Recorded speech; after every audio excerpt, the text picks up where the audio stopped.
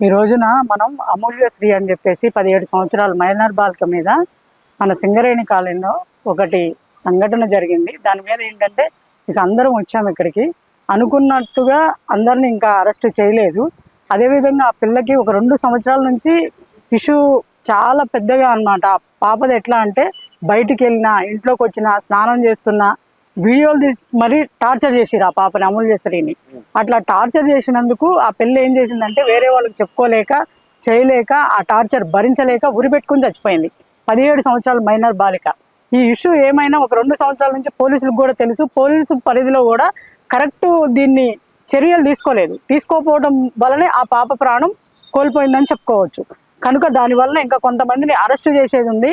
ఇంకా వాళ్ళ మీద కఠిన చర్యలు తీసుకుని పోక్సో కేసు ఫైల్ చేసి ఆ కుటుంబానికి ప్రభుత్వం కూడా న్యాయం చేయాలి. ఒక చదువుకున్న పిల్ల ఉంది. ఆ పిల్ల ఇంటి మీద అందరూ ఆధారపడి ఉండేవాళ్ళు అనమాట. ఆ పాప చదువుకుంటానే ఆ రొట్టెలు అమ్మి, కూర అమ్మి, గాజుల షాప్లో బ్యాంగిల్ షాప్ పెట్టుకుని ఇట్లా ఇంటి కోసం వాళ్ళ తండ్రి లేడు, రకరకాలుగా ఆమె కష్టపడి ఇల్లుని వాళ్ళ అక్కనే చదివిపిస్తుంది. ఇప్పుడు ఆ బాధ్యత ప్రభుత్వం తీసుకోవాలి. వాళ్ళకు ఒక డబుల్ బెడ్రూమ్ కేటాయించాలని చెప్పేసి నా యొక్క మనవి ప్రభుత్వానికి. అదేవిధంగా సీఎం గారికి కూడా మేము విన్నపించుకుంటున్నాం. అన్నగారు ఒకసారి మీరు అది పరిగణలోకి తీసుకుని ఆ కుటుంబాన్ని మీరు ఒకసారి పరిశీలించండి. సింగరేణి కాలనీ, సైదాబాద్, రంగారెడ్డి జిల్లా. మీరు ఒకసారి ఎవరో ఒకళ్ళు వచ్చి అక్కడికి మీరు అది పరిధిలోకి తీసుకోవాలని చెప్పి మా యొక్క కోరిక. దాని గురించి ఇవాళ మీటింగ్ పెట్టడం జరిగింది ఇక్కడ, ప్రెస్ మీట్. రాజస్థాన్లో 13 సంవత్సరాల పాప అంటే ఆటో ఎక్కి ఆ పాప ఇంటికి వెళ్తుండగా 5 రోజులు ఒక హోటల్కి తీసుకెళ్ళి ఆ పాప అరిసే క్రమంలో మొత్తం మంది జల్లి ఆటో అయినా తీసుకుపోయి ఒక హోటల్ వాళ్ళకి పిల్లని హ్యాండ్ ఓవర్ చేయడం జరిగింది.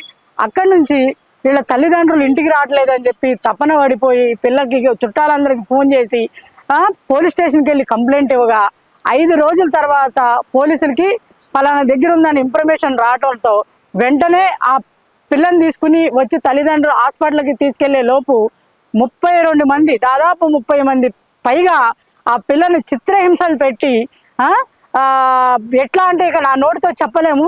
ఆ మాట వింటేనే సగం ఏమంటారు, ఆడదానికి సగం చచ్చిపోతుంది. ఏది మనోవ్యాధన అనుకోవచ్చు దాన్ని. వాళ్ళ యొక్క ఇంకా రైట్స్ రాలేదా ఏంటి, ఇది ఇంకా మనకి స్వతంత్రం రాలేదా, ఈ స్వతంత్రం వచ్చి ఇన్ని సంవత్సరాలు అయినా కూడా ఇంకా ఈ వేధింపులు ఏంటి, ఈ గోలేంటి, ఇవన్నీ ఏంటి, అసలు వీళ్ళకి ఎలాంటి శిక్షలు చేసిన వాళ్ళకి కాదు. ఇట్లా ఒక అమ్మాయి వైపు చూస్తేనే, ఒక అమ్మాయి వైపు తలెత్తి చూడాలంటేనే వణుకు పుట్టేలాగా ఒక మంచి జీవో పాస్ చేయాలి. నేను 29 రాష్ట్రాలు, మన భారతదేశం మొత్తం కూడా నేను చెప్తా ఉన్నా. ఈరోజు షాబాద్లో కూడా ఒక పాపని రేప్ చేయడం జరిగింది. 16 సంవత్సరాల పాపని పోక్సో కేసు దాని మీద నమోదైన తర్వాత ఇంతవరకు వాడిని పరిధిలో తీసుకోలేదు పోలీసులు. తీసుకొని వలన పోక్సో కేసు పెట్టిరని ఇవాళ తల్లి 6గురిని అమానుషంగా నరికి చంపేశాడు వాడు. అదేమంటే నేను కూడా చచ్చిపోతా అని బెదిరిస్తున్నాడంట. అంటే పోక్సో కేసు పెడితే మీరు వచ్చి 6గురిని చంపేస్తారా? అసలు మీరు మనుషులా, గాడిదలా? ఏంటి అసలు మీ ప్రవర్తన ఏంటి, మీరేంటి, మీ ఆలోచనలు ఏంటి? ఇట్లాంటి చిన్న పిల్లలను చూస్తే మీ తల్లినో, అక్కనో, చెల్లినో చూసినట్టు, ఒక దేవతను చూసినట్టు ఎందుకు బుద్ధి రావట్లేదురా గాడిదలారా? మీ తల్లిదండ్రులను తిడుతుర్రా. ఫస్ట్ మీ తల్లిదండ్రుల్ని బదలం చేస్తుర్రు. ఈ భారతదేశానికి పట్టిన మీరు పీడలు, రాక్షసులు. మీరు కరెక్ట్గా మీ బుద్ధి మార్చుకోవాలి.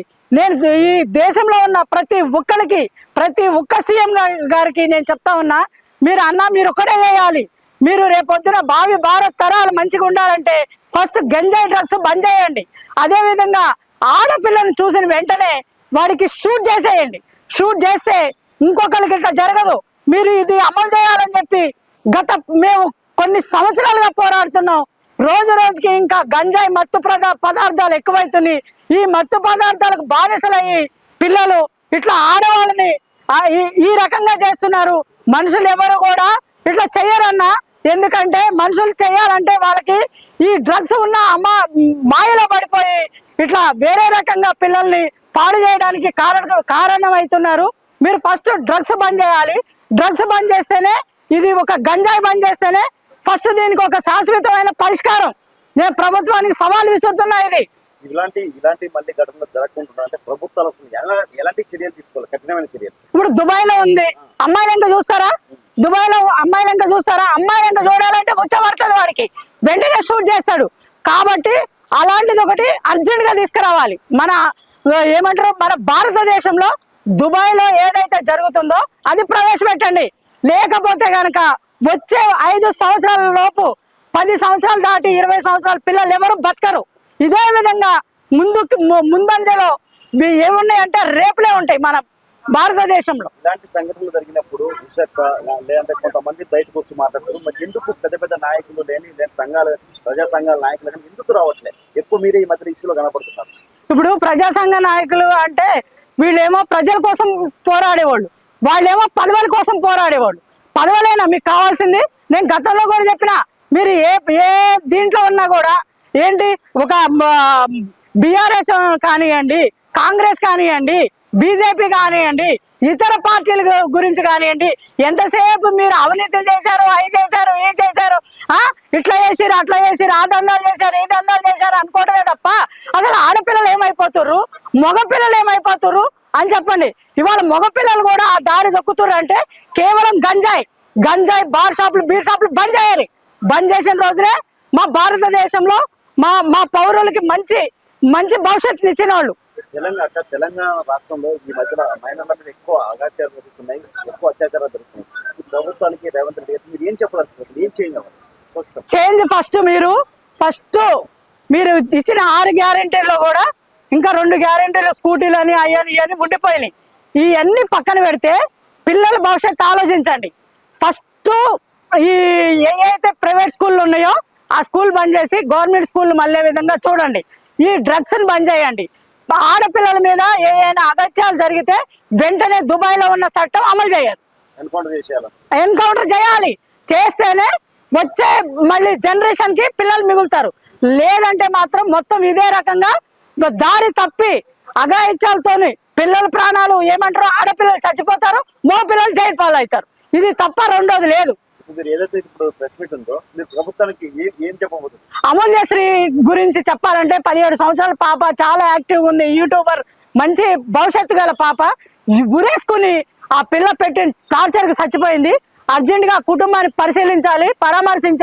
పరామర్శించి కుటుంబానికి చనిపోయిన పిల్లని తీసుకురాలేం. ఉన్న వాళ్ళందరి మీద పోక్సో కేసు బుక్ చేయండి.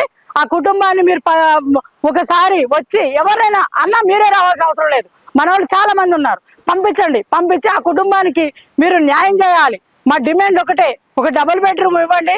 వాళ్ళ అక్క చదువుకుంటుంది, IAS చేస్తానంటుంది, ఆ బాధ్యత మీరు తీసుకోండి. ఆ ఇంటికి మీరు ఏంటంటే కోట్లు ఇవ్వండి, ఇవ్వండి అంటే మీరు ఇయ్యరు, మాకు తెలుసు ఆ విషయం. కాబట్టి ఒక డబుల్ బెడ్రూమ్ ఇచ్చి వాళ్ళకి ఆ పాపను చదివించండి, వాళ్ళకి పోక్సో కేసు పెట్టండి, అంతే.